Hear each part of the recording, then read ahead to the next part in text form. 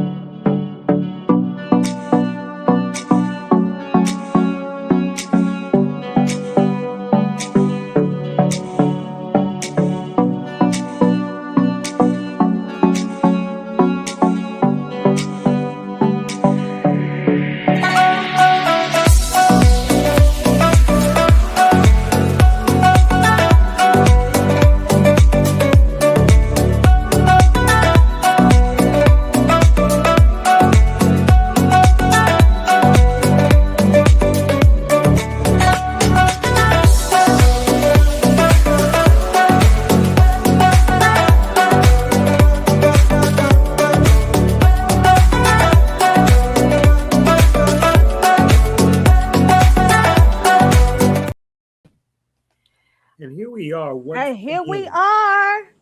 Praises be to Allah. Part of the relationship series. Go ahead, Sister Okay, here we are. I want to first start off in the most holy name of Allah, always bearing witness that there is no God but Allah. Muhammad is his messenger. I would like to greet you all in the beautiful greeting words of peace and paradise of Salam Alaikum. Alaikum salam, ma'am. Ramadan Mubarak. Ramadan Kareem. We are in the 15th day. Yes, ma'am. Of Ramadan. So we're halfway there. Praises be to Allah. Well, for those of you who are looking at the room, y'all see my girl up here in the building. She's in the building. Listen. No, tonight she's not a guest. She's not a guest. She's not a guest tonight. So she is going to be our very own honorary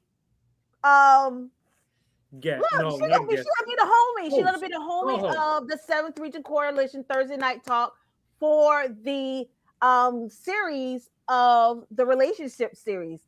So for those of you who already know that we do a series from time to time, this series is going to be the relationship series. And what better person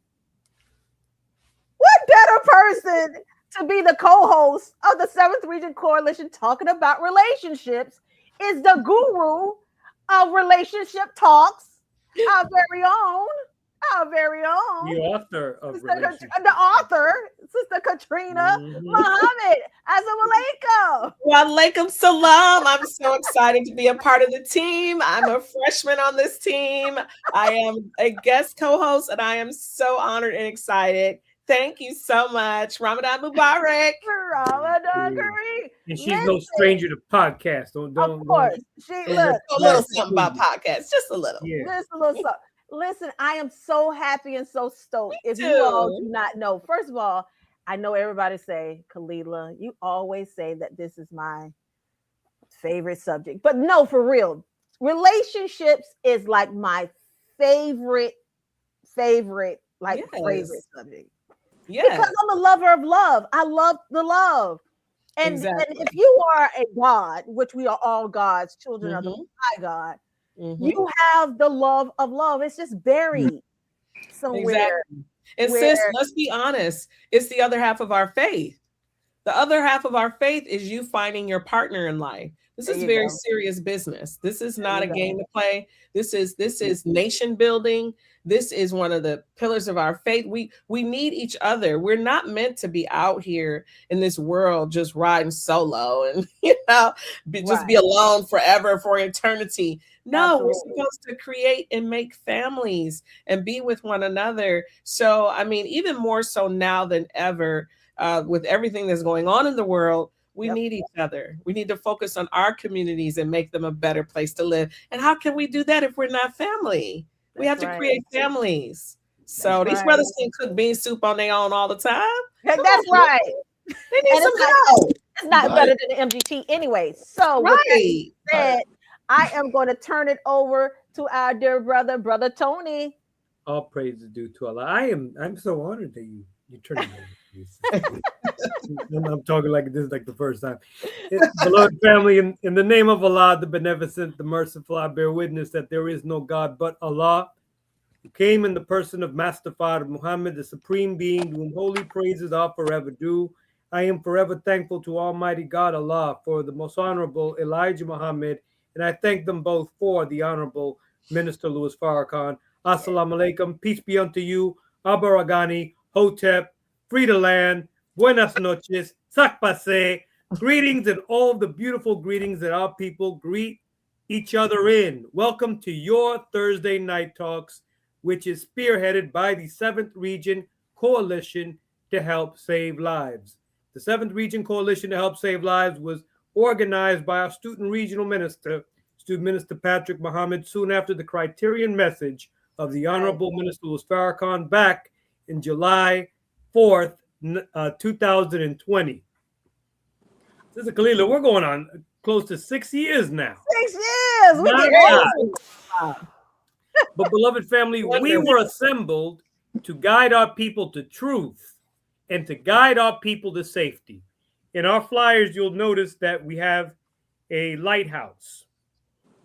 Our people are in troubled waters, just as Jesus, when he was in the boat with the disciples and they were scared, and he said, "Oh, ye of little faith." That's no, right. It's time to build up our faith. That's right. And guide our people to safety as a lighthouse that is guiding us to the shore, to the other side, as the Honorable Elijah Muhammad told us that the Honorable Minister Louis Farrakhan would do just that, take us safely to the other side.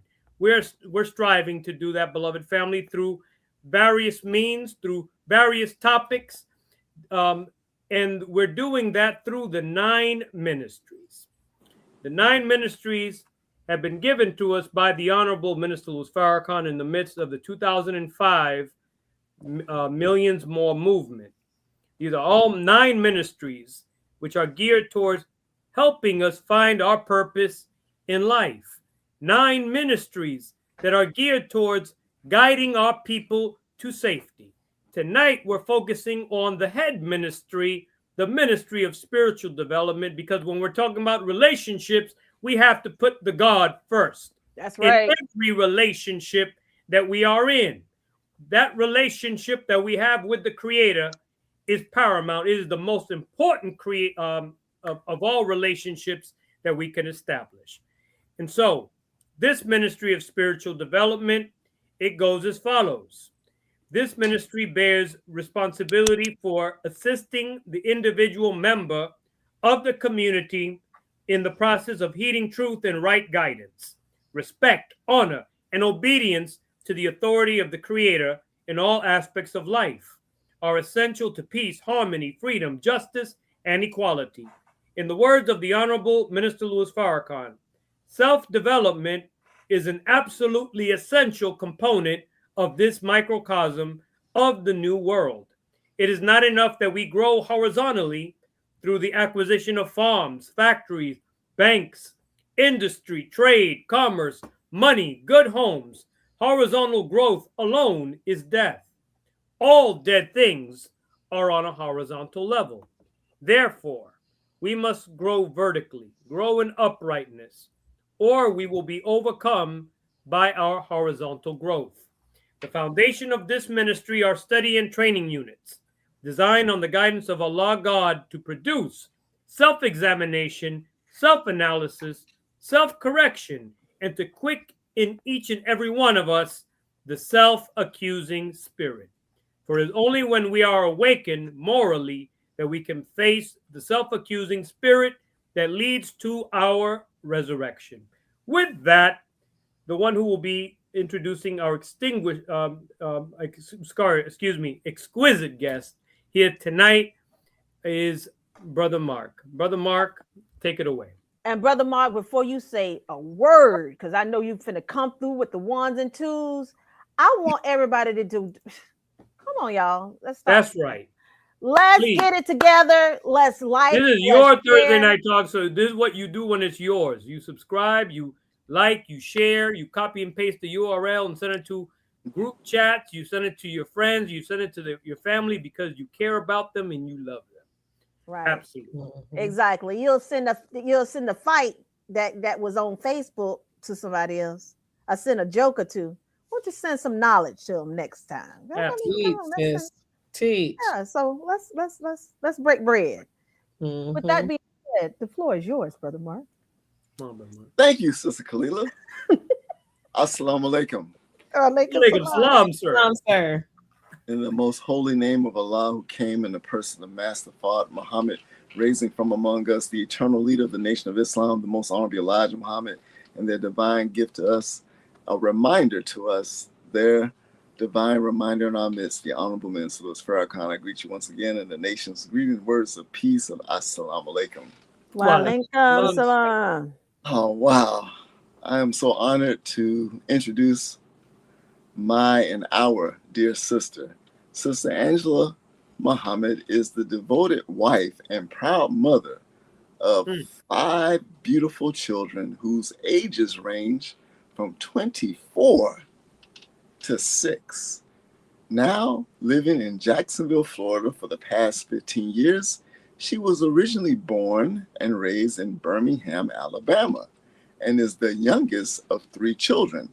Sister Angela is a homeschooling mother of 3 and works from home full-time for a neurosurgeon as an office manager, medical scribe, medical transcriptionist, medical biller and coder, medical assistant, and personal assistant. She is also an entrepreneur and owns her own business, Surgery Care LLC, and has clients in the Jacksonville and Miami areas. In addition to this, she is also the owner of, Unity Bakery and Cafe in Jacksonville, Florida, that specializes in bean pies, cakes, cookies, Brother Tony, and homemade specialty breads. Oh, man. She also does meal preparations for customers, providing wholesome meals based on how to eat to live. Sister Angela is also a level 2 Reiki practitioner, part of the 10,000 Fearless here in Jacksonville, Florida, as well as a Gold Seal Dianetics auditor. She is also known for her outreach work in the Jacksonville community, which is part of her mission. Let us bring to Thursday Night Talks, no stranger to us, our dear Sister Angela Muhammad. Woo-hoo! All praises are due to Allah. Yeah, especially bread. Especially bread. Walaikum salam. Walaikum salam, ma'am. Ramadan Mubarak. Ramadan Kareem. Sister Angela, we got a lot to unpeel. That's what. Listen, first of all, I want to thank you for coming to the show and starting this relationship series.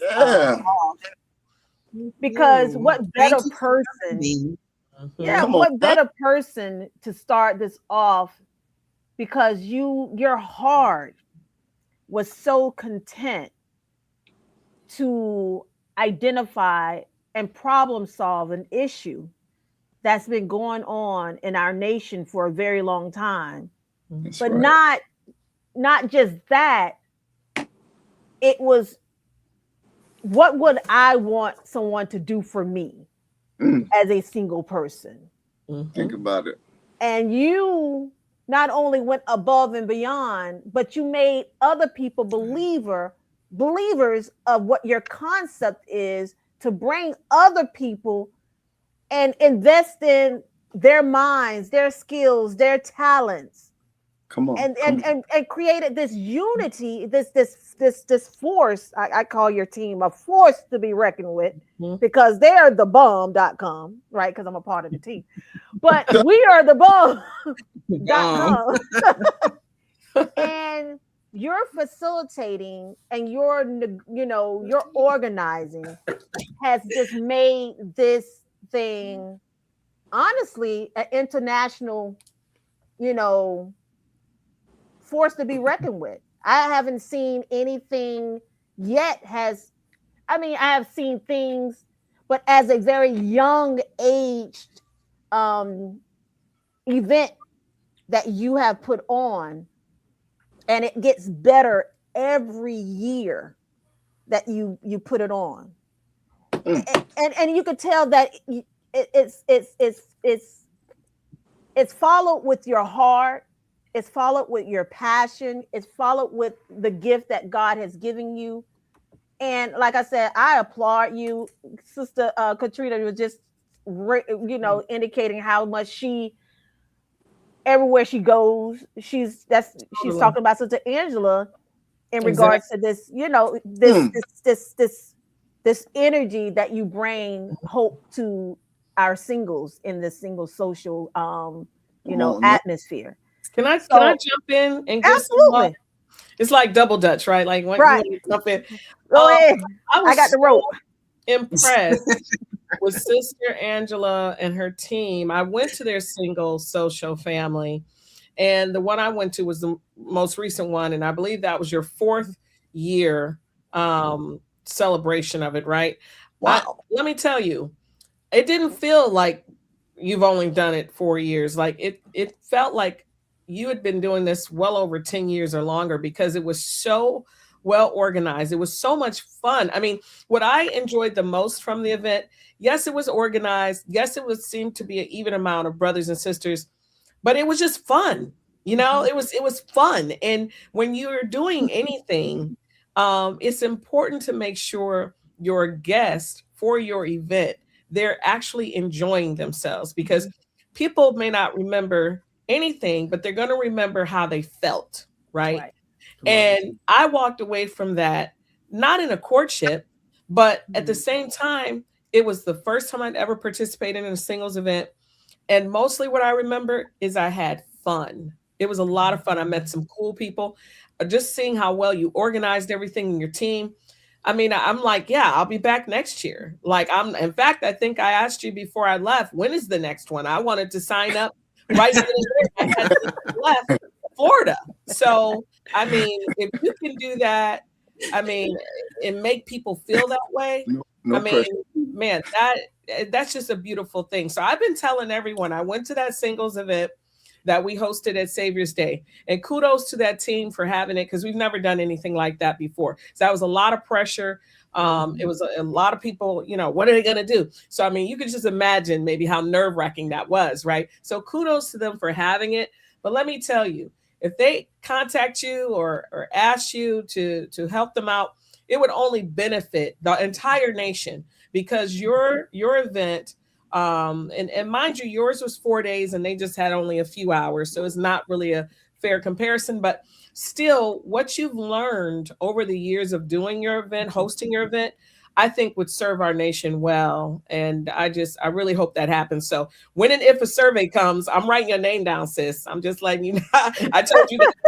I'm telling you publicly, I'm writing your name down, because you would be an excellent person, as well as some other people, for them to have a committee and maybe, pick your beautiful brain to create ideas that's only going to enhance what they're trying to do and benefit the whole nation. So thank you so much for what you do.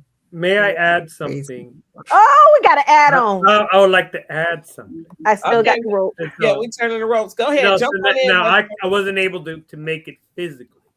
But our sister and Minister Willie, they facilitated for a portion of the program to be available through Zoom, and I tuned in on Zoom, Yeah. and I'm very grateful for them because and you didn't feel like okay, that's just them on Zoom, all right, whatever, Yes. you know. No, they included us. Included. Yeah. Um, oh, brother Tony just said da da da da da da. Brother so brother or sister so and so just said da da da da da da da da, and it was Right. incorporated into the whole program. Yeah. And so this was that type of program done right.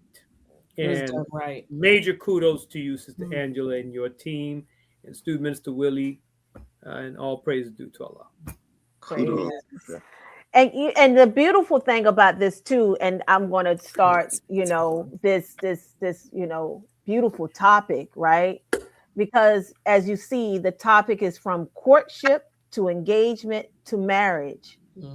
And our dear sister not only came up with a problem-solving skill for our singles, but also took the prescription of what she actually developed, Right? Exactly. and she's now married. Praises be Allahu to Akbar. That's Allah. right. Allahu A Akbar. little less than a year. We coming up on a year now, almost, right? Almost, that right? long? Almost a little bit. Almost. Yes. Almost. No, a little bit. Almost. Yeah. I was Right? Almost. Yeah. At the end of April, yes, ma'am. Praise be to Allah. I knew it 'cause it was close to my birthday. I love that. Yeah. Yeah. So we're almost in Yes. a year. Yes. Wow. Right? So with that being said, Sister That's Angela, right. how That's is right. it, how important is it to be steadfast and waiting on the right mate? And can you give us an example of why it's important to wait on that right mate?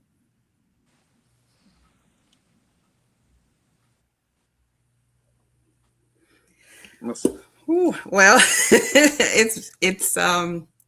it's muy importante.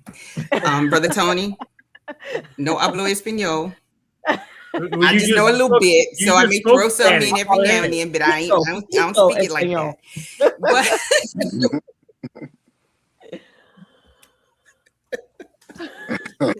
But yeah,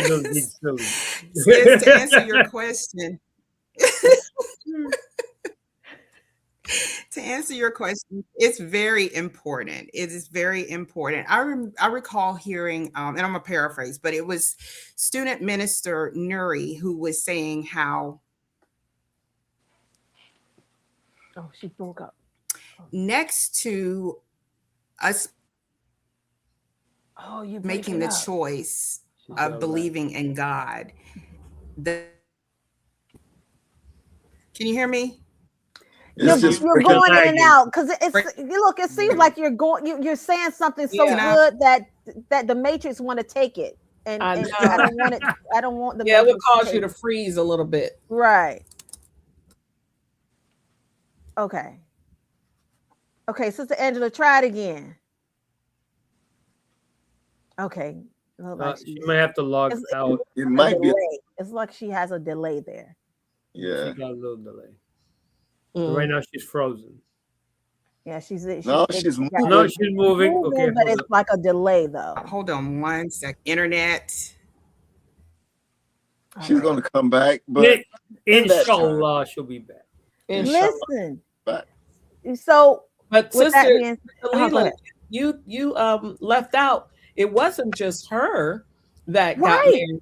There have been like 7 couples or something. Yes. That met from the event she's been hosting, her and the team. You're part of that team in Jacksonville. And again, this year was the 4th year. So now you all are working on the 5th year. Right. And there's been like 6 or 7 couples that have have met there and gotten married from that event.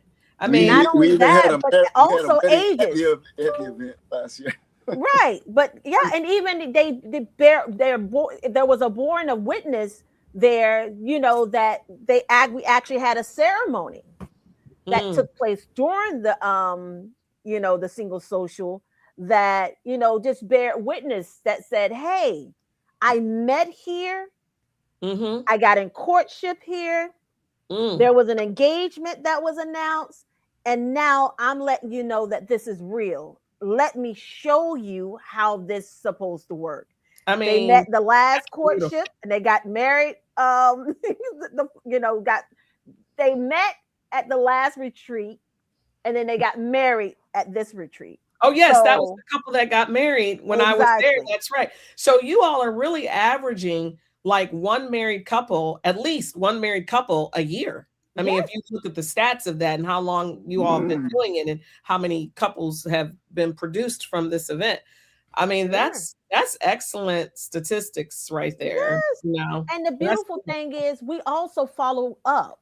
I follow up with all the couples. I was just talking to sister Vivian and brother Larry. That was the couple that got married.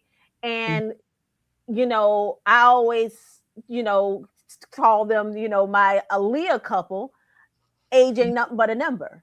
That's right. Because they're way in their age to where most of people who are they age, 70, 80, they're like, I'm done. I don't even want to have that, even the feeling of love, because I'm trying to love myself and get to know who I am.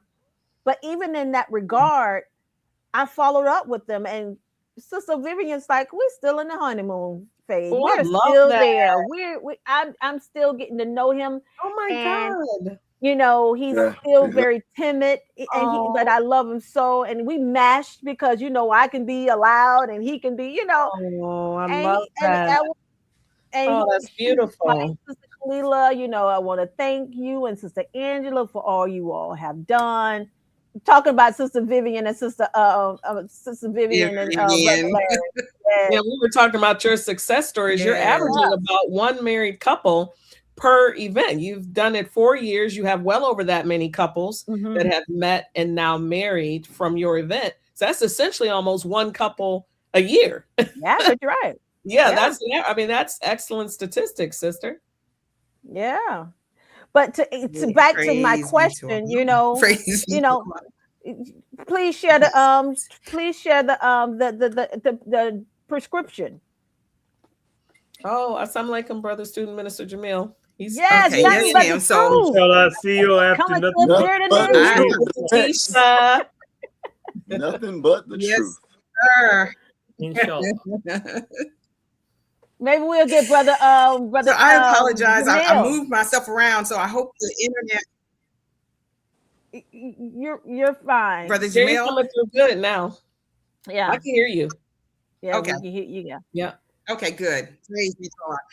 Okay, so to your question, sis. I was speaking about something that Minister Nuri had said. I recall him saying, and he was saying that next to the most important thing is your choice of believing in God, but next to that is the person choosing who you would spend the rest of your life with. That's the next important thing.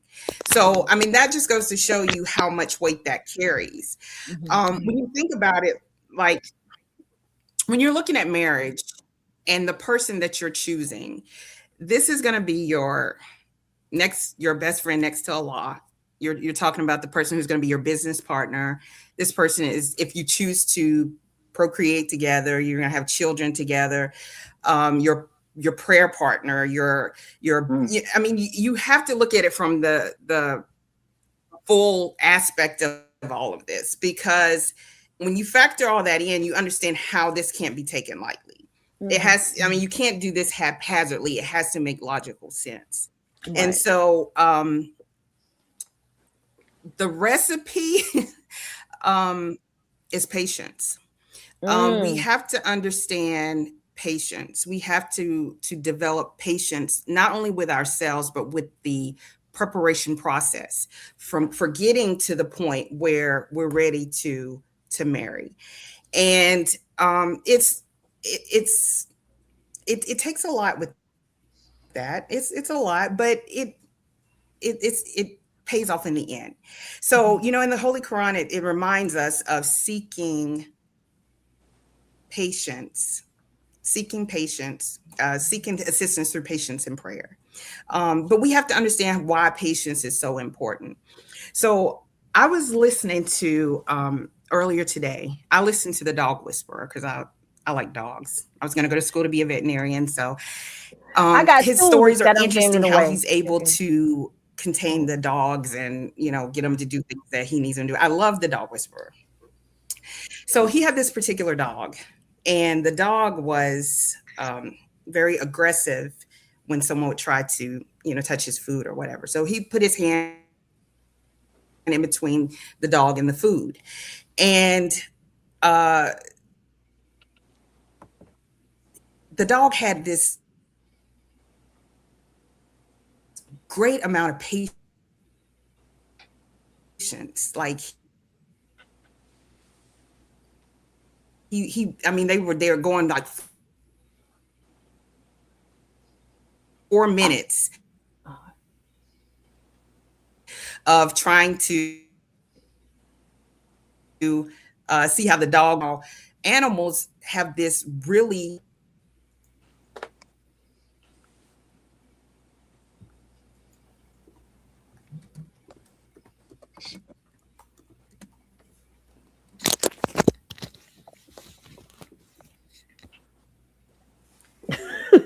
Oh no, she's frozen. Can y'all hear me? Yes. Now we can hear you, Sister We Angela. can hear you, but you. Oh man, the enemy's You're at like work, it- Sister Angela. You like a I'm still frozen going out. princess. They must be really good because the enemy is trying to attack. Ooh, Yeah. they already know. They already know. you We got finna hot get fire. in. I'm Listen, we finna save some lives for real. I They got promise Sister you. Angela. The enemy is freaking out right now that we're having this relationship. The enemy is like, oh No, no, no, Oh, no, no, you're not going to say marriages. Oh my and say- goodness. Oh, no, you're not going to say marriages and say families. All right, no. not my today. goodness. Oh my goodness. Okay, we can hear you now, sis. Everybody We needs can to hear be Listen. bad and bougie. And this is you now, sis. Come on, you back this to is normal. deep. This is All right. Yeah. Roll with it. you know, it's funny because this is deep, but we're gonna keep going. We're gonna keep going. Yes, So yes. praise be to Allah. So what he was saying about the dogs was about patience, right? The Patience. dog was very And he patient. said you can dominate with he said you can dominate with patience. He said you can dominate with patience. And that was so interesting for me hearing him say that. So I go to Chat GPT and I'm like, I need you to break this down for me. That's kind of profound. So what I found was what they said on Chat GPT. What they said? Can you hear me? What did Chat can hear GPT you say, now. Sister Angela? We can hear you now, sis. Can y'all hear me? Yes. Ma'am. Yes, ma'am. What did Chat GPT say? Sister? Yeah, I want to hear what Chat GPT Right, said. me too.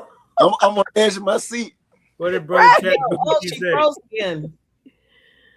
Oh, man, I'm about to fall Oh, off my Oh, seat. man. What a Sister cliffhanger. Angela, you frozen again. She gave us the ultimate cliffhanger. Listen, I listen, mean, look.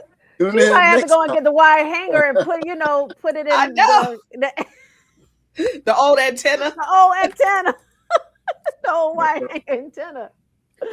She's Oh, stuck. man. Like, Man, Sister that Angela, is are you there? crazy. And by the way, you all, we do mic check. So we Chat GPT always says put a change mic your check. We Wi-Fi. put a mic check, Minister everything. I don't know Desmond. what You know happened. what? Desmond is Only a student minister would say that. Right. Chat GPT says change your Wi-Fi. Change your Wi-Fi. Did you see his post a minute ago? He was like, wait a minute, with those stats, 365 events equal 365 marriages. She should do whatever every And day. whatever day. That is hilarious. Student minister Desmond. Oh my goodness. He 2 for 2. I love it. Wait, Sister Angela got that mojo going. What was the last part? Days getting married now. Nah. Days getting married. Nah. Nah. Okay, Brother Michael. Come with the jokes. We love it. Yeah, that's a Oh, quote man. from You know that's the enemy, though. That's That the enemy is. trying to do that. Yeah. That is, man. It's crazy. It works against them if we have healthy marriages and strong families. Right. It works. Right. That's the because there's less communication on the internet and more communication with your family. Right. There you go. That family bonding. There you go. That somebody I really like you. You know, with while Sister Angela is getting back on. Let me see. Let me see. Here we go. What we got, Sister Angela? Sister Angela. Talk black to me. Talk black. Listen. You must be like right by the outside, ain't it? Look, ain't it? You're almost outside, ain't it? Sister Angela making it work. Listen, I've been all over this house. You got the Wi-Fi like right there, like trying to find the Wi-Fi sweet spot. There we go. Listen, I've been all around this house. And what's funny about this is I've used this before and I've never had a problem like this before. So that's interesting. Yeah, that's interesting. Everybody through the ministers. You need to know what that GPT said. Look what Mr. Desmond said. Said ChatGPT says change your Wi-Fi. Change your Wi-Fi. Comedian. Listen, me and Brother Desmond been going back and forth about iPhones and Androids today, so I know he got jokes. But right, of course. Always talking about my Android. So I am so sorry, y'all. I don't know what's going on. I am so sorry. But let me get back to what we were talking about. So this is what ChatGPT said. Yeah. Yes, you can dominate with patience, is what it said. And it says calm persistence and self-control can be more powerful than force or aggression. He said, instead of trying to overpower a situation quickly, because sometimes we get hasty, it says, wait for the right moment, observe carefully, act strategically, and stay emotionally controlled.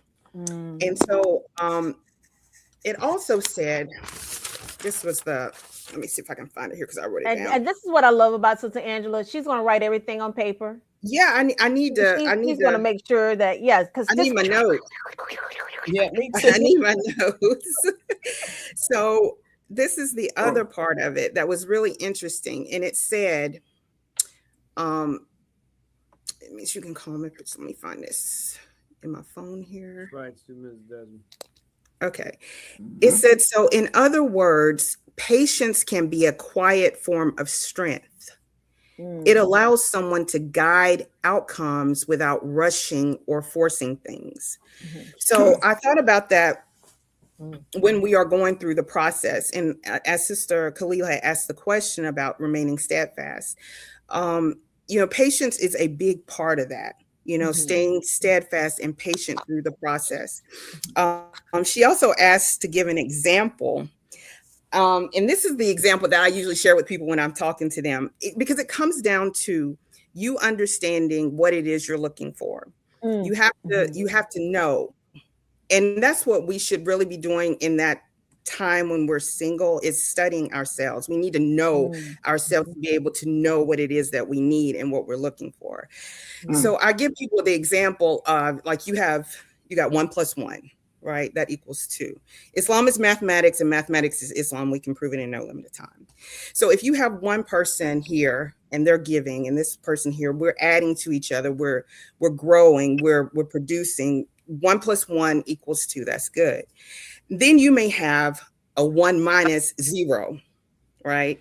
The 1 is giving, but the 0 is giving nothing to the relationship. There's no nurturing. There's nothing that they're contributing. It's only one person that's giving. This one person is going to be depleted. They're going to eventually be just overdrawn. They're giving everything and they're not getting anything into the relationship. 1 - 0 = 1. You might as well stay single. You might as well stay single. Then you have 1 - 1. And in this, we're doing our own thing. This person is not giving. This person is not giving. We're not contributing to each other. We're not nourishing the relationship. We're not doing anything. Right. I got my thing going on, but we married, right? But 1 minus 1 equals 0. So you have to know in your mind what it is, the type of relationship that you want, and then you move from there. Wow, that's beautiful. That's beautiful. I like that because they were. I heard this concept is when you're wanting to find somebody, if you're a giver, you have to be with a giver. That part. You can't you can't have a giver and then a taker. Right. Because that's that equation that you use, that 1 minus 0, because he or she will be draining you, and then you become 0. Right. 1 minus 2, 1 minus 3. Right. They're really depleting you. Yeah. So you won't even, your 0 will be equivalent to minus, and that don't even equate to anything anymore, because now you don't even have life or energy to even pour into not only yourself but anything of future. Else. Exactly. Anybody else. Yeah. Sister Angela, I do have a question for you. Yes. We've discussed this before, but we're revisiting it again because we're on this topic. Yes. How did the interest to start singles events for members of the Nation of Islam come about? Okay, so this started. We had went to a singles retreat that Brother Marcus and Sister Cecilia had hosted in Miami. And that was my first time ever going to a singles social or singles retreat. And I had a conversation with Brother Marcus at the time. And I was like, well, how often are these put on? How often can we expect to be able to participate in something? Because I loved it. It was absolutely wonderful. We had a great time. So I was just curious as to how often it happens. And Brother Marcus shared with me at that time that it's done once a year. And so I was like, oh, well, once a year, time is kind of TikTok, right? Time is working against us, right? Patience. And then so patience. There's patience right there. That part. So some of the sisters that went with me, we're pretty close, and so we had this conversation. We were sitting out on my back porch talking about it, and I was like, it shouldn't be on Brother Marcus and Sister Cecilia to do this. I mean, we appreciate what they're doing. We love what they're doing, but it shouldn't just be them. I said, there's something that we can also contribute to this. We can put something together and, they have one, maybe we can have 2 a year. Maybe we can have 3 a year. Maybe we can, where we basically have more of these events and more opportunities for the believers and the single believers to come together to potentially meet a court mate, So that's how it started. We sat down, I went to brainstorming and took some ideas to them. They were on board and it took off from there. Awesome. I love that. So my question would be, what success stories can you share from all the singles events that you and your team have hosted over the years? Now, we talked about the married couples, but maybe it didn't lead to marriage. Like, how many actual courtships, how many engagements, how many people just contacted you and said, you know what? Oh my goodness, I had the best time ever. I met some great people that I'm still friends with today. Or I met someone that actually introduced me to the person I'm married to. So they didn't come to the event with me, but guess what? I met someone at your event who introduced me to the person I'm married to. So what would you say to that in terms of all of the successes over the years that you've done your event? Well, we've had successes in pretty much all of those areas. We've had believers who have come. They didn't necessarily meet a court mate here, but they went back to their respective cities and then they met someone there and then went on to get into a courtship. Some have ended up married. We've had, of course, my staff I think that pretty much everybody, if they're not married, they're engaged or in a courtship. And that happened also, during the events. During us putting on all of these events. Oh, wow. During us putting on all these events, we've all, and like even my husband, I didn't meet him there, but I did, through the process of us putting on these events and everything, he saw me. Somebody gave you an alley-hoop. So yeah, but we've had, and then of course, the marriage that we were actually able to partake in, which was absolutely beautiful. Brother Larry and Sister Vivian actually reached out to us, and they were asking us to have their marriage ceremony during the single social, because they were so appreciative of what we had done. And that was just beautiful to be a part of that, but we've had courtships that have come out. I don't think there's been one time that we put on a social that there were not courtships that came out, whether they, because this is how I see it. Whether it went on to a marriage or an engagement or not, it's still a success. Exactly. The connection that we have, because as we were putting this on, what I learned, sis, is that we need the knowledge. A lot of us don't know how to go through the courtship process. We really don't know what it entails. We don't know what to do. We have to have the knowledge and the understanding of what to do to go through that process, because we're trying to get successful relationships. We don't want to keep adding to this high divorce rate that we have. We want to do the process right. We want to go through it properly, and we want to have a desired outcome. So that's what we're getting also. And you know what I saw, Sister Angela? We want to marry other believers. Yes. I mean, people are intentional about that. I mean, if you're going to buy a plane ticket, fly across the country, literally to get a hotel room, pay for that, to participate in your event, everything that comes with that. Because of course you have to feed yourself while you're there, and transportation while you're there, just everything that comes with traveling somewhere for an event. That's someone who's intentional. That's someone who is really intentional about what they want and being serious about it. So I love that. I love what you had to say. Thank you. Angela, if I could bear witness with your events, you get to learn more about yourself. Yes. What your interests are, especially what your interests are in a potential mate. Right. And so that is, for some of us, they're like, nah, man, I don't, those events are corny, like, I don't know. Like, stop doubting. Just go and try it. You're gonna, if anything, you're gonna learn more about yourself. Right. You're gonna be in a situation where you're like, man, you know what? I didn't think about that. I didn't know about that. I didn't know that. Right. I never thought of that.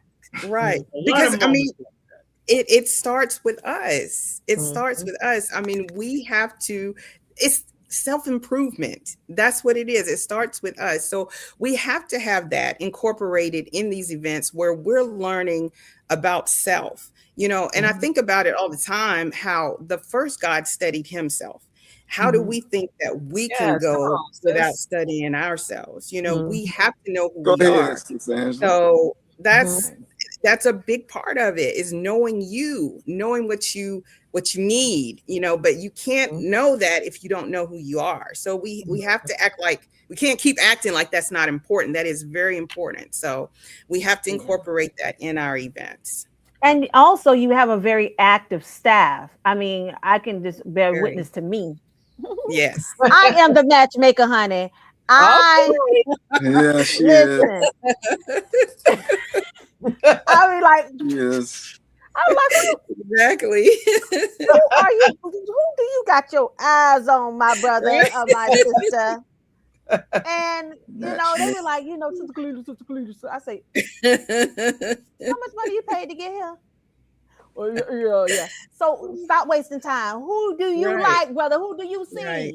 That sister right there, that brother right there. I said, okay, well, let's make it happen. Let me introduce you. Stop playing.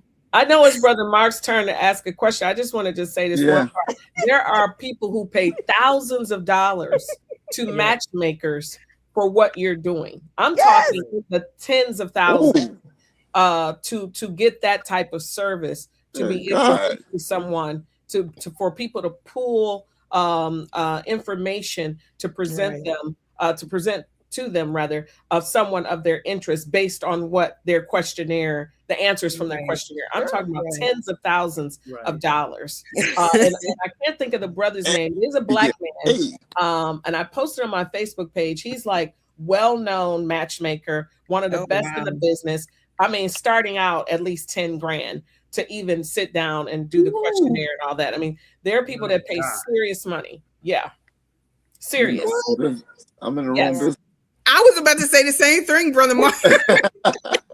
Oh, yeah. Wrong business, man. Come on. What? Oh, my goodness. Yes. My dear sister. Yes, sir. Now, I got a real serious question for you. Okay. Yes, sir. As you and I both know, there are many believers who have been single for a long period of time. I felt that. Right. That was long.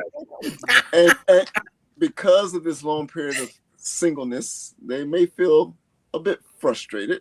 Right. Or discouraged. Right. What advice do you have for them?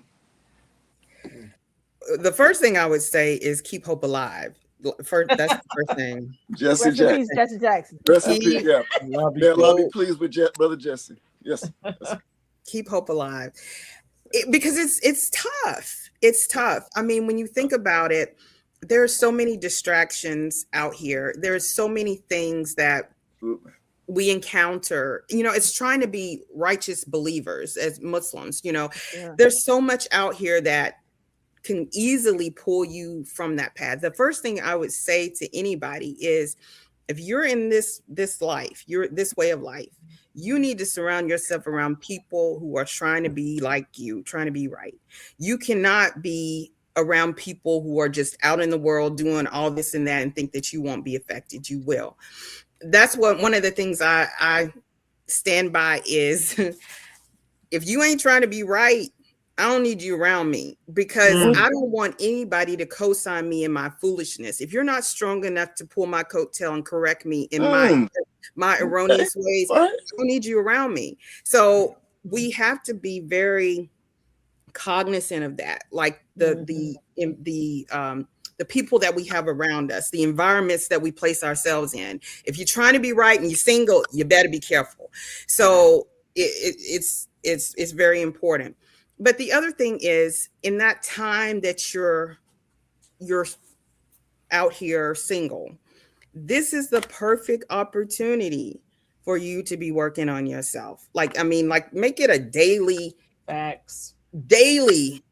to be working on something with yourself, because it's so easy for us to look outside of. I mean, that's easy. It's not easy for us to look within. It's not easy for us to start dissecting and discovering all of those different parts of ourselves. That's challenging, but it has to be done. And so in this time when you're single, what I would advise people to do is take that opportunity to do people say self-care. I'm going to go do my nails. I'm going to do it. Okay, that's great. That's great. But self-care is also, I put it up today. I made a post. Self-care is also self-evaluation, self-reflection, self-analysis, self-correction, self-improvement. All of that is self-care. So when you're doing this single business, because it's not a bad thing, it's really not. It's a good opportunity for you to get yourself together. We're trying to get ourselves to a point where we got positions awaiting us. We're trying to qualify ourselves. So in that qualification process, we're working on self. So I would recommend that. Be careful who you're around. You trying to be right, you're going to have to be around people who trying to do the same thing as you. In this single process, while you're prepping yourself for your mate, because the Honorable Minister Louis Farrakhan, he was saying that to the sisters. He said that Allah hasn't stopped making men. Well, he hasn't stopped making women either. And there are a lot of good men that are out here who are desirous of a righteous woman. And there are a lot of good sisters out here who are desirous of brothers who are good. They want to submit to Allah. So it's just the process, the patiently waiting through the process. But that's what I would say is the most important thing, is working on self and being careful who you surround yourself with. Praise be to Allah. Wow. Thank you. You know, as you mentioned in your bio, Sister Angela, that you are a golden seal. And I share those same merits as it relates to getting audited. And for those of you who are not aware of a golden seal is a auditor who certificate never expire. We are constantly supposed to be striving to be constantly auditing people just to get them on the highest tone scale there is, and to always never deviate from the path of getting them better, making sure that their engrams are, don't exist, and be able to deal with the reality of pain, because pain is real, but it's how you deal with the pain that makes you grow and improve yourself. So with that being said, Sister Angela, why is it important for the auditing process to take place during, after, and even in a situation? And I'm going to start with this first, because I was talking to Brother Tony, Sister, Katrina, and Brother Mark before the show. And I was like, if you give a poll of how many people that are now currently single, but it's related to a prior divorce, right? There will be pretty much everyone's hand will go up, because the single people are actually just getting out of divorce, or getting or have been divorced. So before you start the process of finding a mate, why is the auditing process so important after a divorce takes place? Well, so as a Dianetics auditor and somebody who's been audited, and I know that you can attest to the same thing, sis, and Sister Katrina, I'm sure you all can attest to the benefits of being audited. When you look at a divorce, it's like a death, right? I mean, there's a lot of emotion. Even if it's a nice split, let's say that it was a nice split, there's still emotion that's there through the course of the dissolution of the marriage. My thinking was, because I went to Egypt, I wasn't playing. Sister Naira, if you all know her, she is amazing when it comes to Dianetics. She knows a lot about it. She actually had put together a trip to go to Egypt.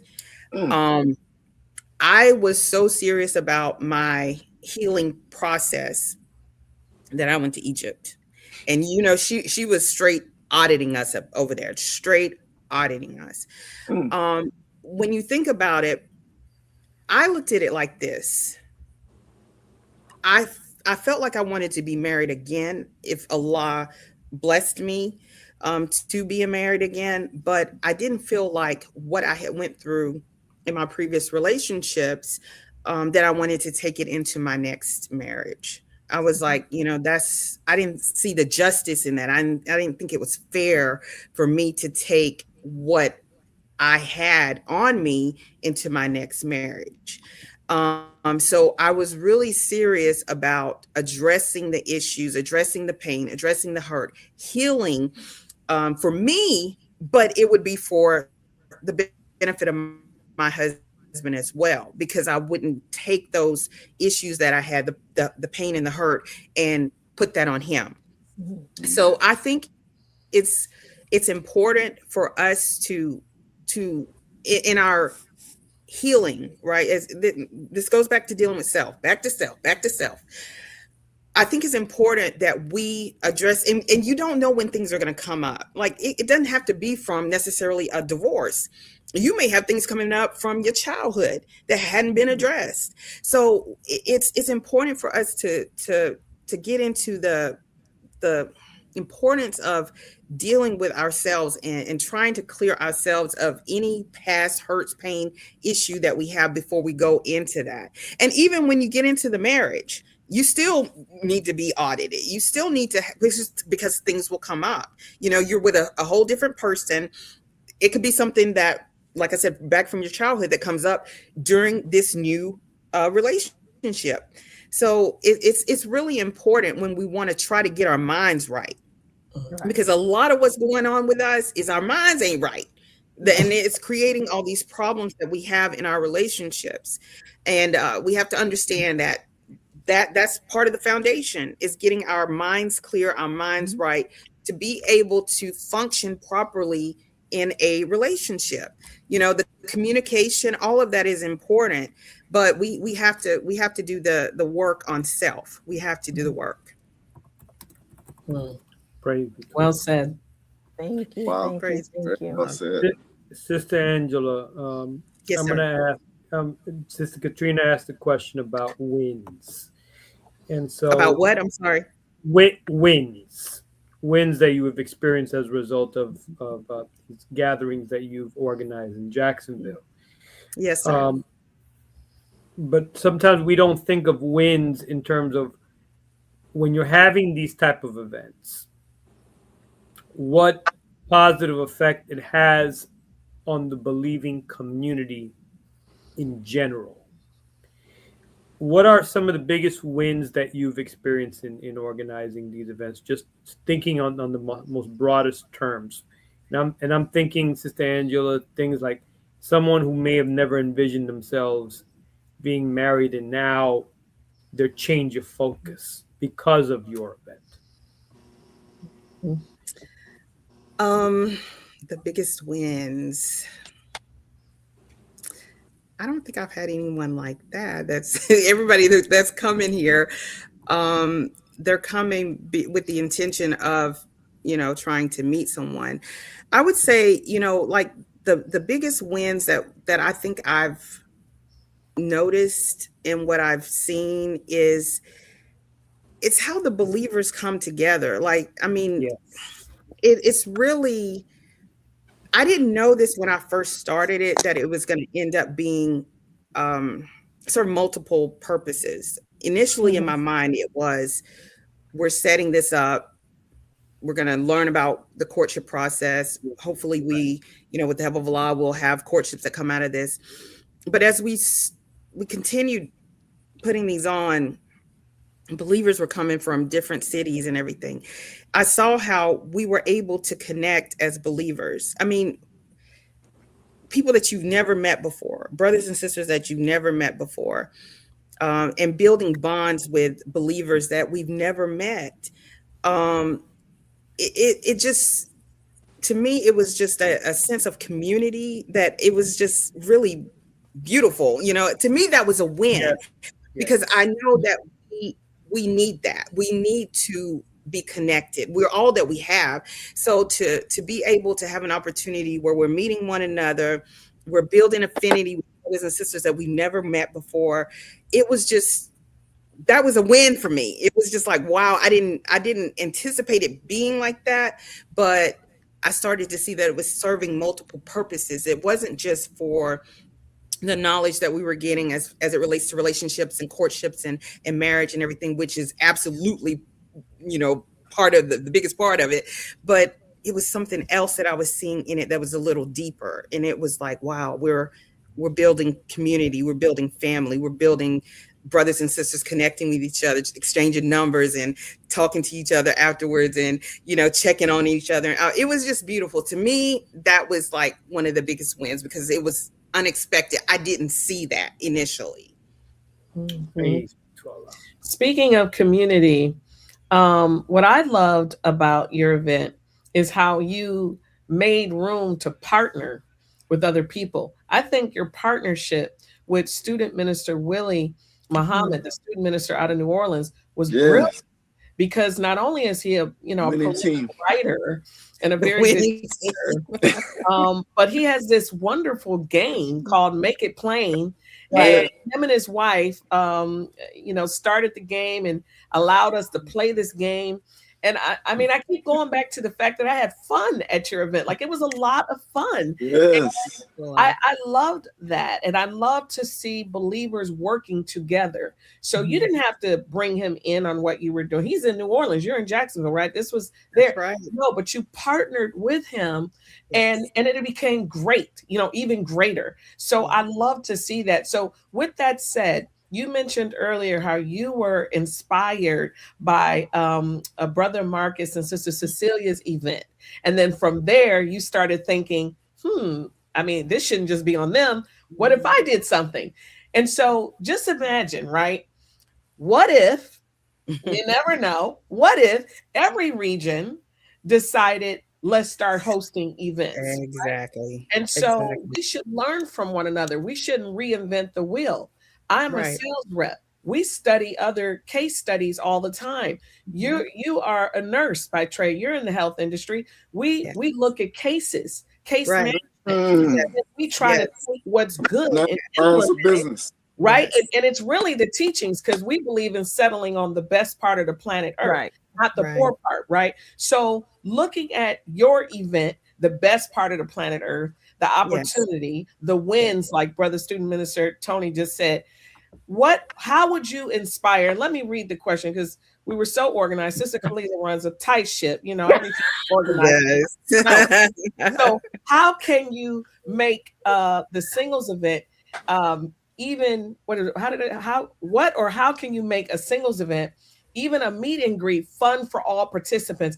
That question, with that in mind, I'm thinking in terms of for the believer who's watching you right now, or maybe attended one of your events, and they're like you when you were at Brother Marcus and Sister Cecilia's event, really inspired, really like, oh man, this is cool. I'd love to see something like this in my region. Like, what would you say they need to do? And I know it's a lot, because your event was like, what, a 4-day event? There's a lot that comes in a 4-day event, but kind of, I don't know, the bullet point things maybe you can give them of what they need to do if they're trying to host a singles event or single social over a day or 2 days or 3. What do they need to do? What would you suggest to that person watching you right now? It's funny that you say that, because initially when we did our first event, that was going to be it. We were not planning on doing. We planning a lot of plans. Yeah, I was thinking the same thing. It was supposed to be a one and done. One and done. You thought you were just doing one. Those believers said, encore. Allah was like, watch Bring this. Her back on stage. Bring her back. That's what you think finna happen, but that's not gonna happen. Allah was like, right. Wow. So praise be to Allah. I remember doing the video afterwards, and I said, I let everybody know how well the first one went. And I said, follow what we did, and then we'll come to your city. Because the idea for me was, we put it on, we set the model, and then everybody follow our model, and then it just spread like wildfire. That was the idea behind what I was doing. That's how I wanted it to go down. Okay. And but I mean, when you're organizing, you have to look at your the demographics of the people that you're bringing in, because if you have a broad range of believers that are going to be participating, then you have to factor all that in. You got to say, okay, well, I need to have activities that will pretty much accommodate everybody, that everybody will be happy participating in. So that becomes kind of challenging, because you want to make sure that everybody, because like you say, people are paying to come here, and you want to make sure that they come here and they're enjoying their experience. So you have to really look at the demographics of the people that if you're just, the younger group, then you can kind of cater to them. But if you're looking at multiple age groups that you're inviting, then you want to try to accommodate and have activities that would be pleasing to everyone that you're bringing into the city. It's challenging. That's why I don't do this by myself. Like I have my second brain. Okay, I got my right hand man. I have Sister Kalila. I mean, I have Brother Mark is part of the team. I have brains around me, it's not just mine. I got brains around me that I shoot stuff off of, because I need the input of how we put it together. That's why it's really successful, is because not one person. I don't think it's possible for one person to make something a success like that. You have to have like-minded individuals with you who see the same thing that you see, and you're all working collectively to bring it about. So so yes, I was going to actually, my life has just been kind of busy, but I wanted to create a model. I wanted to create a model outlining what we do, so that we could, distribute that, or give it, get it out to other believers so they could follow behind what we were doing. That's what I initially wanted. I wanted it to spread like wildfire. After we were successful and everyone saw how it went, duplicate what we're doing and do it in your city. And I said, then we'll come to your city and visit.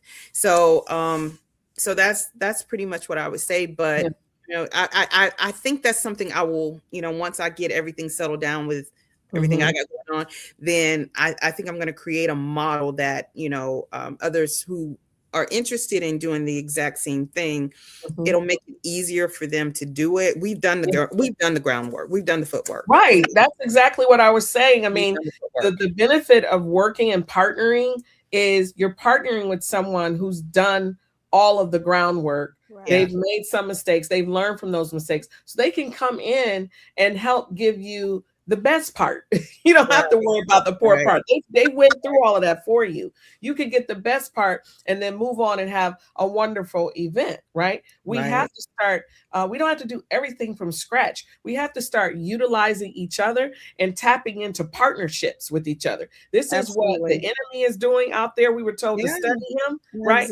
I see these people, they do partnerships all the time, okay? We have to get like that and say, well, who's done this before? Or who's currently doing this right now? Let me tap into that person and see what they can contribute. And then it could be this wonderful, beautiful thing across the entire nation. So I love that you were thinking like that, to develop a model of something that can be repeated, because it would save time. And it really is. It was a great event. I'm telling you, I can't wait to post the info on your website, so I can go ahead and get my flight, get my hotel, and all my stuff, my outfits. I can't wait. Crazy too. If I look in your ballroom dress, drag my husband to the event, and we can be sharing. You was good. You looked beautiful in your ballroom dress, so you can just right on down to Jacksonville. Thank you, girl. That whole thing. Sister Katrina, if I could say something. Thank you, Sister Sharon, for making it for me. Crazy Trala. If I could say something though, because what Sister Angela just mentioned about that she didn't try to do it all herself, and this is a big mistake when it comes down to leadership. When we're trying to do everything all ourselves, they're like, man, well, why isn't anybody doing anything? Why isn't anybody following? Why isn't anybody doing it? No, because you're just trying to do it all yourself. Right? It's in your head, now, if you extract from this beautiful mind right over here, this productive mind over here, this creative mind over here, this mind over here that's gifted and talented in some other area, and you put them all together. Look, let's put this in motion. Now you got a team. That is leadership. Dream team. Yes. You got a dream team. Is able to extract from the Mhm. skills and talents Right. that are And you around. know what else it says about Sister Angela? It says she has a lot of humbleness and humility to share her baby, some idea Allah blessed her with, and create a team, right, of people to say, I want to work with you. Please work with me. Let's work together so we can make this a beautiful thing for the believers, right? That takes humility for a person to do that. And she obviously has that. But Allah has blessed us with so many brilliant people in our nation, so many brilliant minds. I mean, sister, you had brother student minister Mark and sister Kalila on your team. They represent 10 people, just the two of them. Just a short amount of time of me working with them. These two right here, that's a powerhouse. Okay. That's right. right. All these other people you had on your then you partner with student minister with. I mean, Allah has blessed us. All we have to do is put some seats at the table and then let people come in, like brother student minister Tony said. Let's sit down, let's come together, let's think about this, and let's put on something really great for the believers, because Allah has blessed our nation with everything that we need. Everything that we need in our nation. We just have to open the door. You know, and let people come in and let's connect, let's partner, let's share ideas. I mean, it's amazing to me. I'm with this company. Inshallah, I'll be going to school and doing my own thing soon, but I'm learning from them. And what I see them doing, partnering all the time, like all the time. We have to do that. It's not being so covetous. You know, when I did this book, Relationship Talks, Allah bless me. I have a team. I had a team. Immediately, I do. Just because Allah blessed me with an idea, okay, but to actually bring it to fruition and make it better than what my little brain had, I need to ask people. Exactly. The manuscript, send it out to people, ask their ideas. Exactly. Have multiple editors, not just one editor. Like, have a team of people. Yes.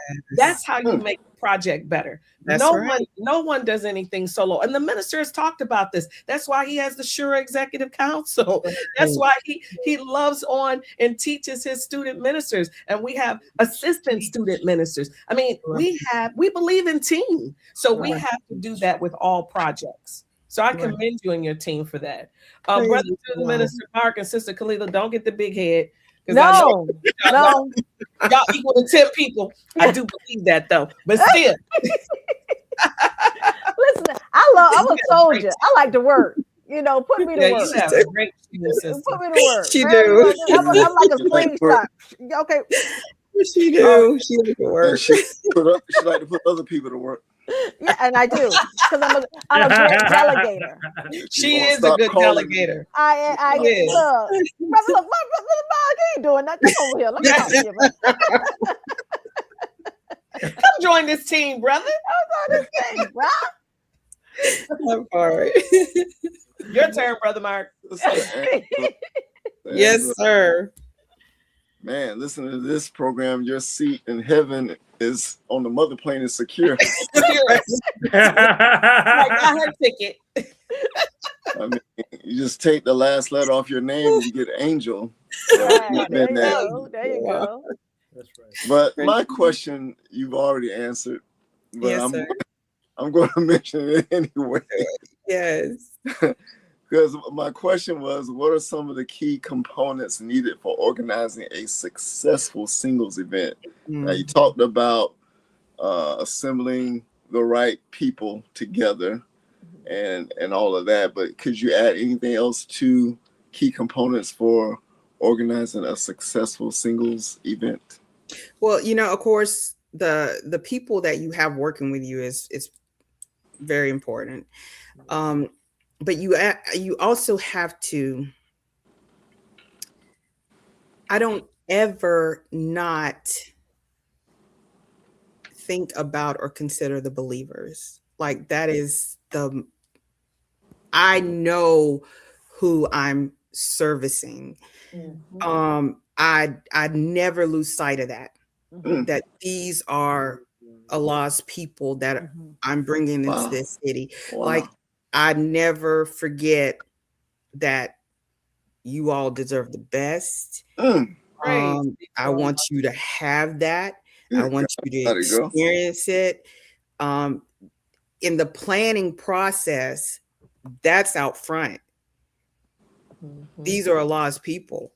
Right. And you're going to treat them like you know that they are Allah's people. Right. Okay. So all of that is factored into the planning process. But again, I have to have people around me who understand that too. Right. So that I don't do that haphazardly either. Having the minds that are around me, I have to have like-minded people around me, because that's how you're able to work cohesively. Because if we're thinking differently, we're gonna have some problems. Right. But if you have people who see the vision, they understand what you're doing, they're like-minded, that's what you need to make this successful. And I believe, honestly, that's why we've been able to do this on a continuous basis. For I think we put on a total of 4, because one year we did it twice. And I think that's why we've been successful, is because you have a group of like-minded individuals who understand the importance of what we're doing, the importance of nation, the importance of answering and doing what the Honorable Minister Louis Farrakhan has instructed us to do. I look at that as well. I mean, we were told to do this. So I feel like I'm being obedient to divine instructions. So, all of that comes into play. And I need people around me who understand the same thing. So. All right. It's so beautiful that you mentioned that, Sister Angela, because, it comes from, people will call it work, but I call it an honor. Right? It is. Because serving our people is pretty much an honor. That's right. And it's a prayer that, I was reading the Holy Quran this morning, and the minister, the Holy Quran stated that Allah don't even need our things. Right. But the way we give thanks is by serving our people properly. That's right. And when, and like you just mentioned, Brother Mark, take the A off of Sister Angela's name. She's an angel and she walks therein. And everywhere she goes, the doors are always open for her. I mean, every time we're on these conference calls, let me tell you what happened. Somebody gave us something for free. Somebody gave us this for free. Somebody just said, we just need to call and we can just go here. And I mean, it's like, it makes life so easy when we insert God into this divine event. Yes, ma'am. ma'am. I mean, it'd be like, Sister Angela got something for free again. Angela, you know what I'm saying? And it's like, Kalila, it's confirmation that you're doing things right. Right. Absolutely. And when I say, and this is not like no free cheap stuff. This like free dining, like at like these hookups, real exclusive. Like we're in the back, you have to have like a little ticket or a little slide, with top of the line desserts. You know what I mean? Yes. Some desserts vegan based. And I'm like, this is what's up. And then I live in the city and I ain't never been to the restaurant. So I'm like, you're like, what? What I do that? I was like that too. I was like, it was like an oasis. So I was like, this just appeared here just yesterday. I didn't see this the other day when I was here, But it was so beautiful. That's and beautiful. You know that she is on point with these things like that happen. Yes. And it gets me very emotional because the thing is, at the end of the event, and all the believers are leaving, I'll be like, I didn't want them to go. Well, you don't want anybody to go. Because we had, like, back to Katrina's point, we have so much fun. Mm-hmm. You know what I'm saying? Yeah. Just serving the believers in addition to serving Allah. right? Yes. Right. So, but then back to, this reality, right? Because right now, Sister Angela, you're in a marriage. Yes. Alhamdulillah, congratulations to Alhamdulillah. you. Thank you. It's coming Thank on a you. year, a Yes. glorious year, right? Still in Shout- the honeymoon stage. Honeymoon. You did indicate, in your bio that you have 5 beautiful children. I can bear witness because they Yes. are very beautiful, my Yes. nieces and My nephews. nieces and nephews. Yes. Thank So you. Thank you. my question to you is, as a married couple now, right? Mhm. What are the benefits of having a blended family? Yeah. Blended families. Blended families are beautiful. I came from a very large family, so family is very important to me. So the way I see it, the more the merrier. But there, you think about it from the children's aspect, they're getting bonus moms, bonus dads. Hopefully, God willing, they're good role models.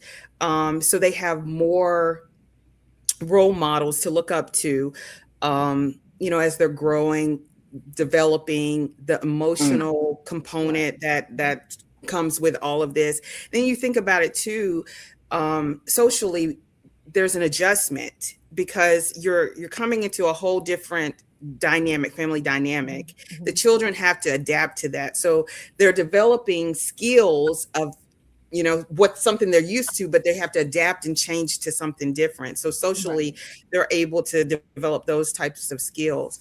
And you just think about more family, just more community, just more siblings, even, if your spouse has multiple children. My husband, he has adult children, but they have sisters now, so it's just really beautiful when you look at it, but it comes with its own set of challenges. Like, that doesn't happen. You don't blend a family overnight.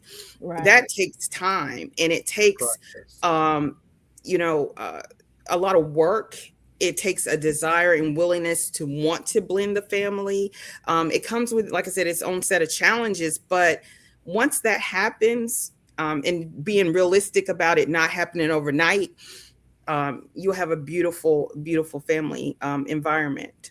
So, Praise be to Allah. More praise due to Allah. I love that question too, because often you hear, what are the challenges of a blended family? Right. What is the beauty of having a blended family? I love the way that question was posed. There you go. See, look, there you go. Look, you see that? Look at that. I love that. Okay. There you go. Tips for blended families. Yeah. And it has Brother Marcus and Sister Cecilia's, that is their book. It has a lot of questions and just like things that you can read through to help you deal with the reality of the challenges that you may face with a blended. I mean, it's so real. It's so real. Like, you can read it and be like, okay, yeah, I've seen this. Oh yeah, that may be a problem.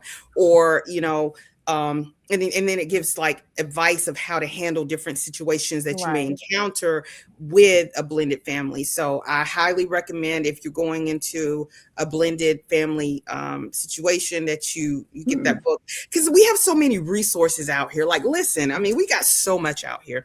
Wonderful books that are available. Student Minister Willie, Student Minister Nuri. Yes. Minister Ava, may Allah be pleased with her. Relationship. The minister has done numerous videos and lectures on relationships. Like, we really don't have no excuse at this point. It's the resources are out here for us to utilize. Exactly. It's a matter of us taking the effort, getting the knowledge, because the reality is, I don't mean to go on but listen, we don't know what we're doing. Right. Thanks. The science of mating was not taught to us. We don't know what we're doing. That is evidenced by the high divorce rate. Something ain't right. We got a problem. Okay, so we need to solve this problem. Or people not getting married. Right. That's true. So we have so many we have so many things accessible to us and people accessible to us that we don't have any more excuses. And books accessible to us. There you go. Let's talk. Let's talk. Let's Shameless plug. Trina. Look. Wrong direction, Brother Mark. Wrong direction, Brother Mark. Sister Kalila got her copy. Yes, ma'am. All right. There you go. Beautiful sister on the back. You see yes, it. We really don't have an excuse at this point. No excuse. It's so much out here readily available for us to do the work on self, to kind of fix this issue that we have between the relationships between male and female. It's just, we have to be motivated to do it. We have to be motivated to get the knowledge, to apply it, practical application of that knowledge to make the changes that we need to make in our community and with our nation. Mm-hmm. Sister Angela, I do have a question just in relation to that. Yes, sir. And your purpose, your mission. The Honorable Minister Louis Farrakhan teaches us that family is the cornerstone of nation. Since you have been married, can you say that your sense of mission to promote healthy marriages has increased? If so, why? Okay, so now, Brother Tony, now initially, this wasn't me, right? This ain't what I do. This ain't my thing. So if somebody had told me, Sister Angela, this is what you're going to be doing, I would have been like, no, I'm not. I don't do that. I would not have saw myself doing what I'm doing. But what I do know is when I was praying and I told Allah, here I am, use me, then I had to answer whatever I was called to do. And I got to stand on that because that was my word. That's a scary prayer. Teach. So even if I wouldn't have been doing this, in my mind, I wouldn't have been doing this. It was like I was being pushed to do it. And so I couldn't just sit back and not do what I felt like I was being instructed to do, what I was being pushed to do. So I was talking to Sister Farah from Miami on Tuesday. And she's in Jacksonville now. Yeah, she's in Jacksonville. And she's one of my chaperones too. Her and Brother Al are every year. Wonderful chaperones. Yes, they are amazing. I mean, they are so excited about what we're doing. They are so supportive. I just absolutely love them both. I am so grateful and thankful for their willingness to do what they do and helping us do what we're doing. Right. So I was talking to her on Tuesday. Their job, sis, just so you know. They were on their job. They were looking at everything. Yeah.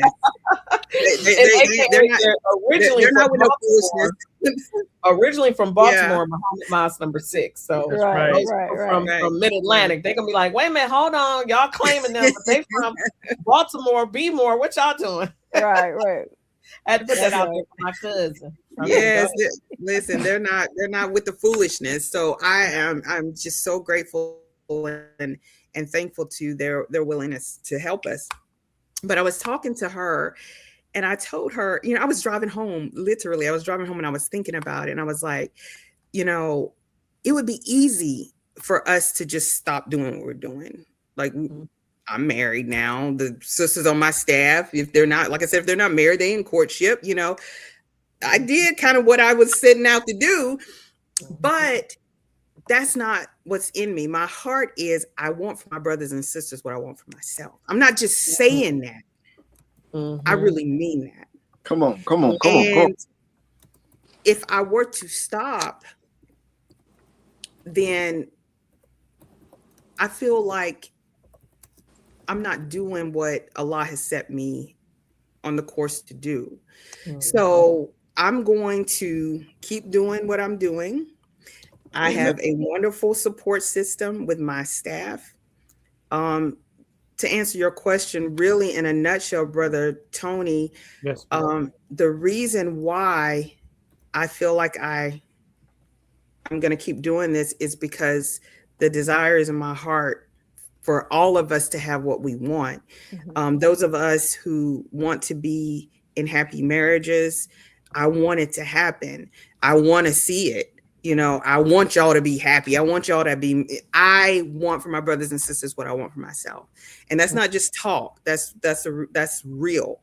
And so if that means that I continue working, doing this as I'm doing it, to help us get the knowledge, to understand the process, to know what we're doing, not doing what we want to do, because what we want to do ain't working. We have to understand that we have a divine setup. And what we're doing is like insanity, because we're doing the same thing and expecting a different result. But we have to follow the divine instructions that we've been getting, that process, which will ensure our success. And so we have to know how to do it. You can't fault anybody if they don't know what they're doing, right? But once we have the knowledge available, once we have that and we practically apply it, then with the help of Allah, we will get the desired results that we need. We're nation building. I can't stop doing things that are nation building because we still nation building. So that's my spirit, Brother Tony, is just to keep going because we're still nation building. I can't sit down. It's not time to sit down. Come on now. Please don't sit down. Not now. Not now. It ain't time to sit down. Well, Sister Angela, you said what we've done in the past, obviously it's not working. We need to submit to this process, right? The process of courtship. So my question is, what should we implement in our nation and or the Black community to bring more focus on courtship, marriage, and family from a short-term and long-term basis? And I will add this part, that I've done a lot of research on this, from not just because of my book, but this topic is very passionate and close to my heart as well, because I've talked to some brothers who have been single. They're frustrated. They do want a wife. They're believing men. They want a believing woman. I've talked to some sisters, same thing. And I know some sisters that are working, in some cases, 2 or 3 jobs. Like, they are really struggling out here trying to, survive. And I can only think in my mind how much better it would be for us if we're able to come together and we're in one home, and then that's less struggle, right? Mm-hmm. When you pool your resources and you are a married couple. And so all of these single people out here just doing everything on their own, and it's hurting our community. It's hurting our nation. So what can we do from a short-term and long-term basis to bring more focus to courtship, marriage, and family? Well, I feel like it constantly needs to be on the forefront. Like, this is something very important. Yes, ma'am. We have to have these conversations. We have to have the discussions, the dialogue. I think even seminars, yes, because we're suffering because of a lack of knowledge. We don't know what we're doing. We're out here trying to figure it out. And the way that we're going about it, how Satan has set this thing up, it's not working for us. Yeah, so we need to try God's way, right? Because what we're doing is it's not cutting it. The statistics of divorce and the divorce rate it seals that. This is not rocket science. The numbers don't lie. So that is a clear indication that we're not doing this process right. So let's try to go back to how Allah set this thing up. Let's go back to that way. And so I think, like, seminars. And the interesting thing, sis, is when I came into the nation, I heard courtship, but I didn't hear it so much outside of the nation. But now I'm hearing it a lot more from people who are not inside of the nation, but they're talking about courtship. So I think, having those. They watching the minister's tapes. Exactly. They don't play the tapes on YouTube. That part.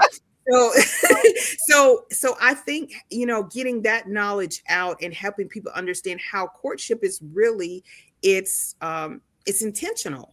The minister said, and I hate to paraphrase him, but he was saying how the most important part of marriage, I believe he said, is not the marriage itself, but it's the approach to the marriage. Mm-hmm. So it's how we go about it, and that's where we're missing. We're doing things out of whack. We're putting the cart before the horse. We're doing things that we shouldn't be doing before we're doing. Listen, we're not doing this thing right.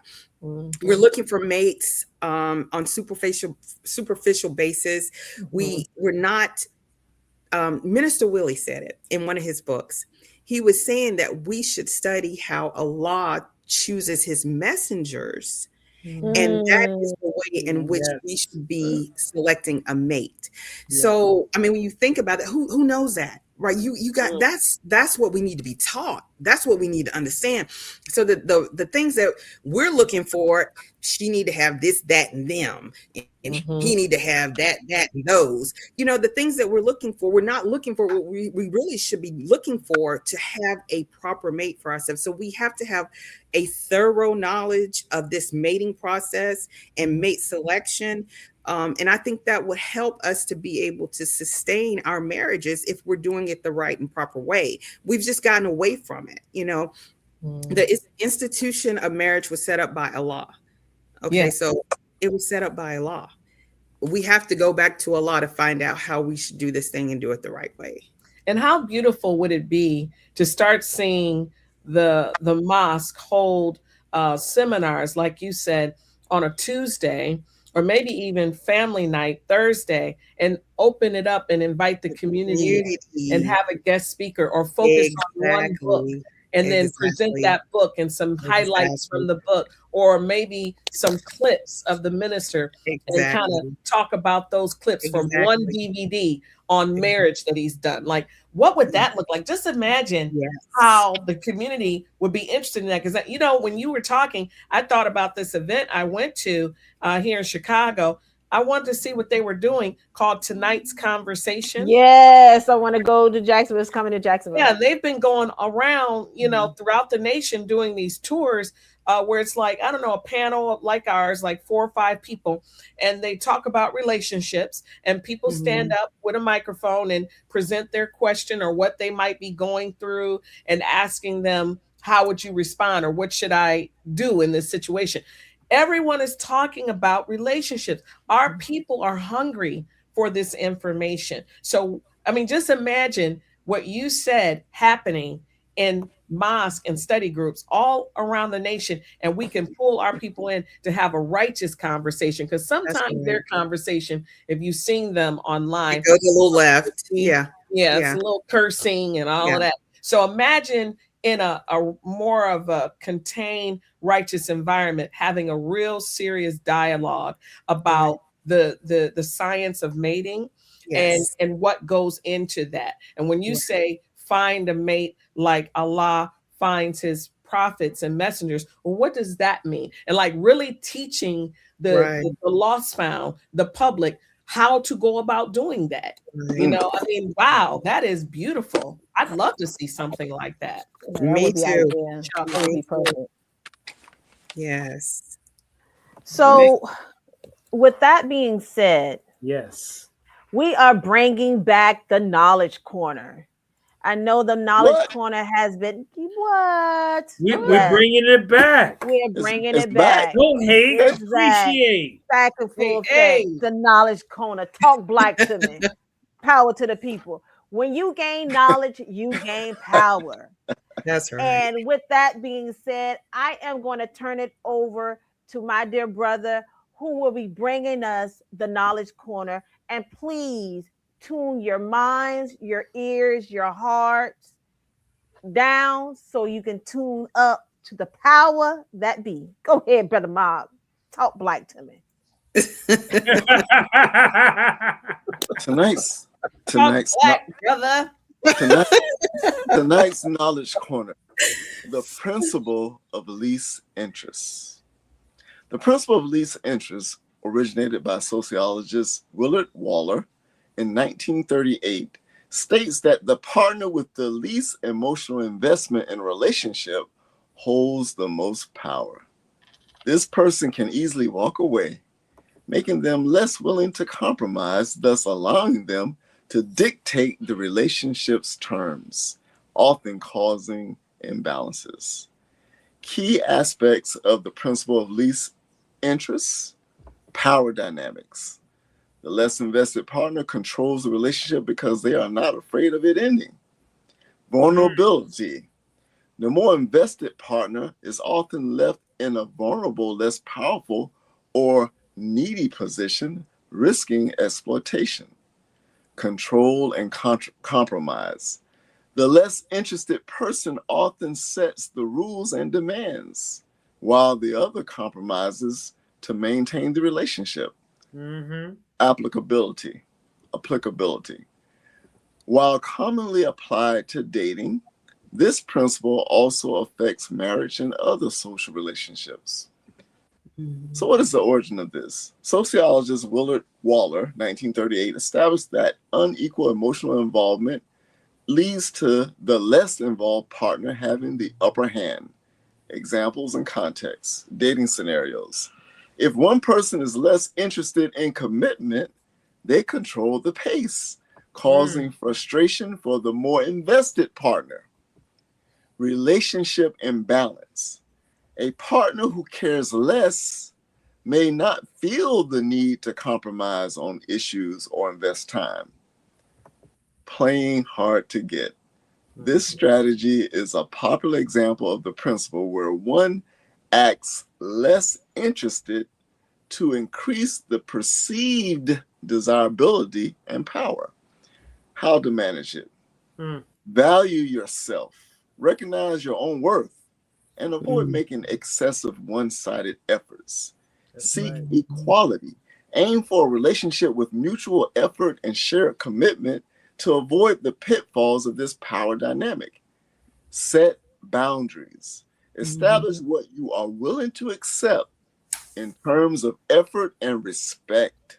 The principle explains that in any relationship where one party is less invested, they wield more power, which can sometimes lead to unhealthy dynamics if not recognized and managed. And that is your knowledge corner for tonight. Boom, boom, boom, boom, boom, That's boom, like a boom, podcast boom. in itself. Voila. That was black-tastic. Sister Keela said that. She posted it. I love it. Thank you, Sister Keela. Black-tastic. My God. I'm gonna use that Great. one. There it is. Black-tastic. That sounds black-tastic. That sounds black-tastic. Yeah. Let's deal with this black cash app. There you go. That's black-tastic too. The background is all black. Right. We got the black, we got the green. Black. We got Right, the black, we and need the green. green. Oh yeah, I know that song. And we need the red. Now, beloved family, we're doing this again. Now, if you've benefited from anything from this program here tonight or any of our previous programs, please make a contribution.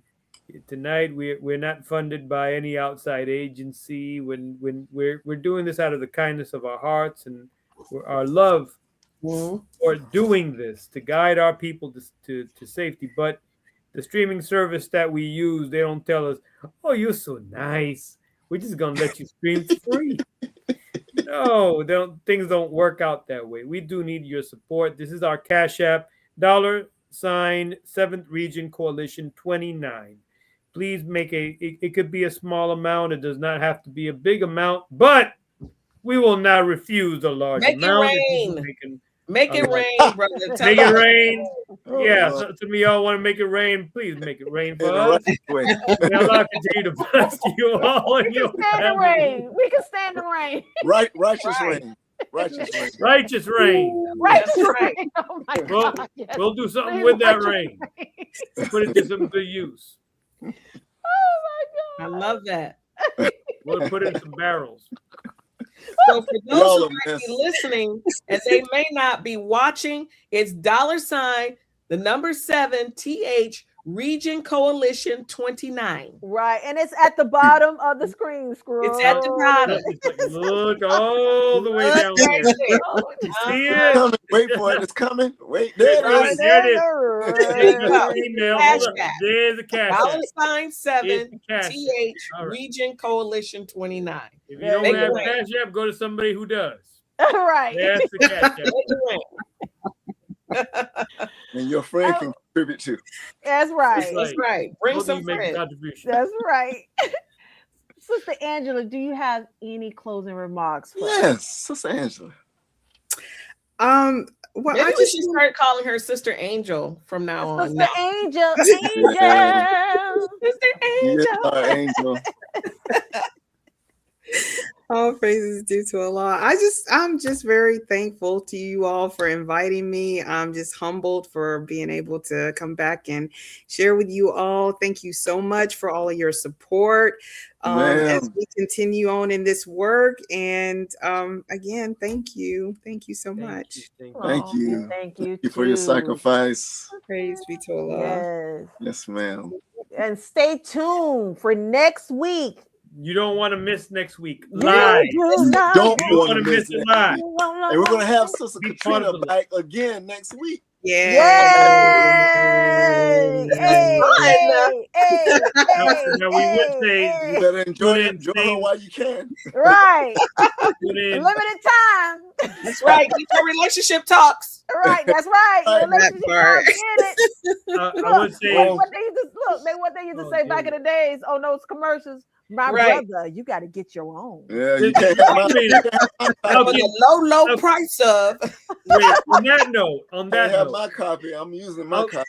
where can people go to support your endeavor, Sister? Oh, they could go ahead and purchase on Amazon. Go ahead and get your copy. Relationship You come all the way to Katrina Muhammad. Chicago and pick up a copy for me. This is not- but it might be easier just go on Amazon. It's going on Amazon. Yeah. Right.